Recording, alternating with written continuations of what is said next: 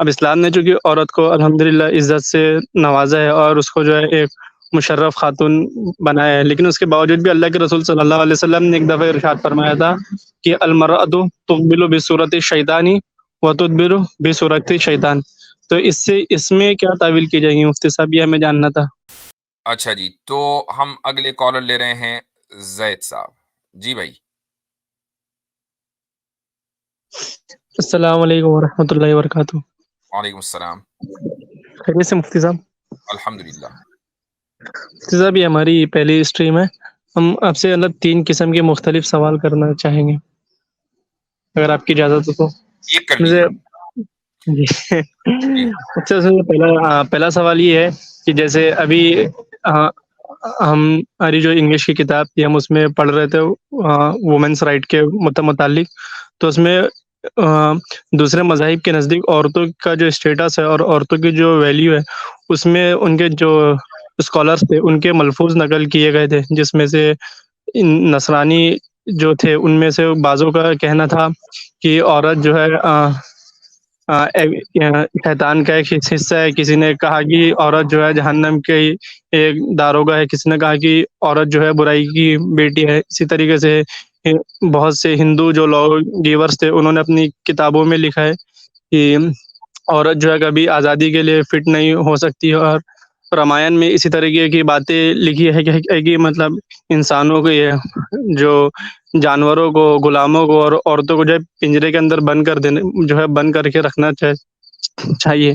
اب اسلام نے چونکہ عورت کو الحمدللہ عزت سے نوازا ہے اور اس کو جو ہے ایک مشرف خاتون بنایا ہے، لیکن اس کے باوجود بھی اللہ کے رسول صلی اللہ علیہ وسلم نے ایک دفعہ ارشاد فرمایا تھا کہ المرأۃ تقبل بصورت الشیطان وتدبر بصورت الشیطان. تو اس میں کیا تعویل کی جائے گی مفتی صاحب، یہ ہمیں جاننا تھا. آپ کس مدرسے میں پڑھتے ہیں؟ ہم جو ہے دارالعلوم ندوۃ العلماء کی ایک شاخ ہے پچھلے ہفتے آپ آئے تھے. محمد باغی یونس. جی ہاں، نہیں پچھلے ہم ہفتے آپ آئے تھے. ہاں نہیں، وہ ہمارے دوست تھے اصل میں. ہماری طبیعت ٹھیک نہیں تھی، ہم سو گئے تھے، اس نے ہمیں ٹھیک ہے. پھر بتایا تھا بعد میں. کس کتاب میں پڑھا آپ نے یہ؟ ہمارے نصاب میں ایک کتاب ہے ڈیسنٹ انگلش، تو اس میں ہم نے پڑھا تھا. ٹھیک ہے. لیکن اس طرح کے سویپنگ اسٹیٹمنٹس کبھی بھی نصابی کتابوں میں نہیں ہونا چاہیے، چونکہ ہر ایک جملے کا کوئی نہ کوئی معنی ہوتا ہے. جی یعنی مثلا عیسائیوں نے یہ بات. ہاں میوٹ کر دیں. زید صاحب میوٹ کر دیں، رک جائیے میں میوٹ کر دیتا ہوں. اچھا، تو جو جملے آپ نے ذکر کیے، چاہے وہ کرسچن اسکالرس کی طرف سے کیے ہوں یا رامائن کے حوالے سے ذکر کیے ہوں، ہر ایک کا ایک پس منظر ہوتا ہے.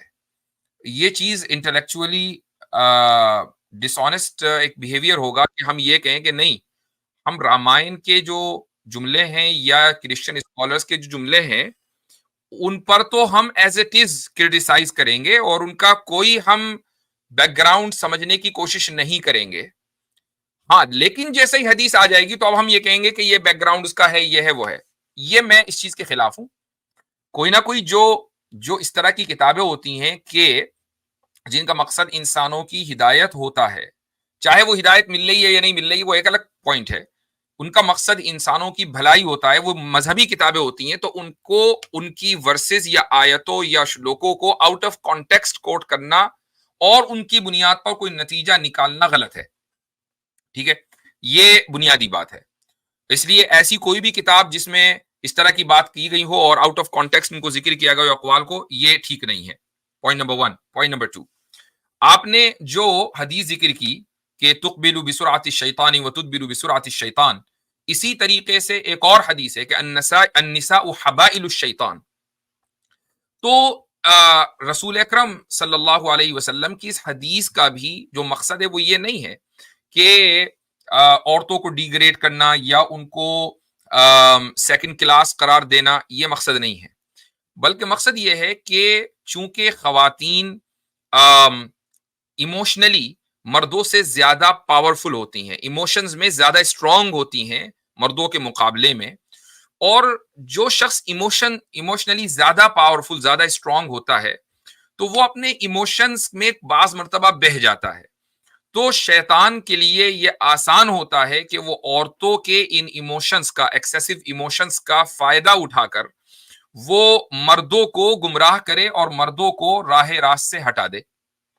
ٹھیک ہے, تو یہ ایک, چاہے اس میں عورت کا کوئی قصور بھی نہ ہو. میں اس کی ایک مثال دے دیتا ہوں. مثال یہ ہے سائنٹیفکلی اسپیکنگ کہ اگر ایک مرد اور ایک عورت اجنبی دونوں ایک کمرے میں ہوں, دونوں اجنبی ہیں, ان کا ایک دوسرے سے کوئی تعلق نہیں ہے, تو مرد کے اندر, چاہے عورت جو ہے وہ بالکل پاکیزہ ہو, پاک باز ہو, اس کے ذہن میں کوئی گندگی نہ ہو, اور مرد کتنا ہی, اللہ ہے کہ وہ نبی ہو, بات الگ ہے, وہ کتنا ہی شریف کیوں نہ ہو, مرد کے ذہن میں یہ خیال ضرور آئے گا کہ یہ عورت اس کے ساتھ مطلب یہ کہ کوئی ایسا غیر اخلاقی عمل کیا جائے یا نہ کیا جائے. ہاں وہ نبی ہو تو بات الگ ہے. اور یہ ٹیسٹوسٹرون لیول ایک دم بڑھتا ہے. اسی وجہ سے حدیث میں رسول اکرم صلی اللہ علیہ وسلم کا ارشاد ہے کہ مرد اور عورت جب ایک ساتھ ہوں گے تو تیسرا شیطان ہوگا.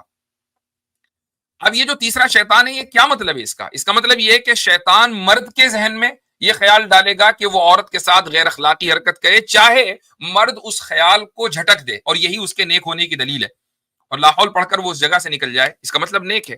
اس میں عورت کی کوئی غلطی نہیں ہے, لیکن چونکہ شیطان نے اس عورت کو استعمال کیا ہے, اس بنیاد پر رسول اکرم صلی اللہ علیہ وسلم نے یہ فرمایا, اس کانٹیکسٹ کی بنیاد پر ہمیں تمام ان اقوال کو سمجھنا پڑے گا, صرف حدیث ہی نہیں بلکہ وہ جو دوسرے کتابوں کے اندر جو شلوک آئے ہیں یا ورسز آئے ہیں ان کا بھی کوئی نہ کوئی کانٹیکسٹ ہوگا. اگر یہی ہے تو بالکل ٹھیک ہے, اور اگر یہ نہیں ہے کچھ اور ہے تو پھر وہ بتانا چاہیے کہ وہ کیا ہے.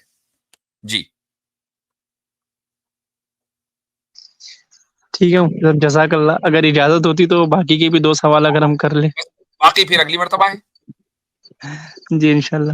اور نا ایک سوال جیسے یہ تھا, بس ایک چھوٹا سا, کہ جیسے ابھی آپ نے کہا کہ مطلب جیسے اللہ کے رسول صلی اللہ علیہ وسلم کا جو مقصد تھا وہ یہی تھا جو آپ نے کہا, جذبات والا, تو ہمیں یہ چیز کیسے پتہ چلے گی کہ آپ علیہ الصلوۃ والسلام کا مقصد یہی تھا اس کے پیچھے؟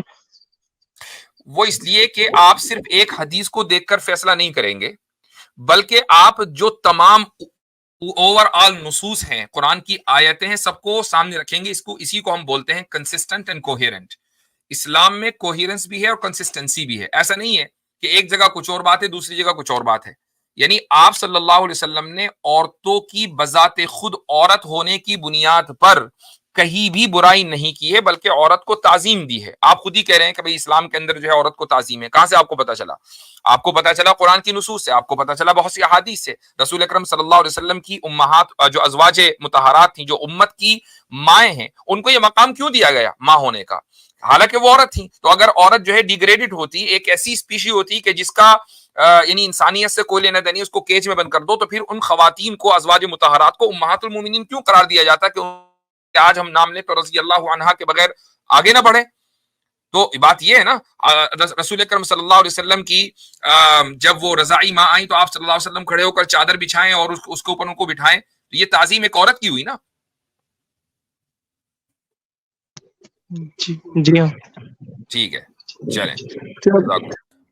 ون آف دا بگیسٹ حدیث ذخیرہ حضرت عائشہ سلام اللہ علیہ کی طرف جی سے ہاں, ہے. بالکل بالکل.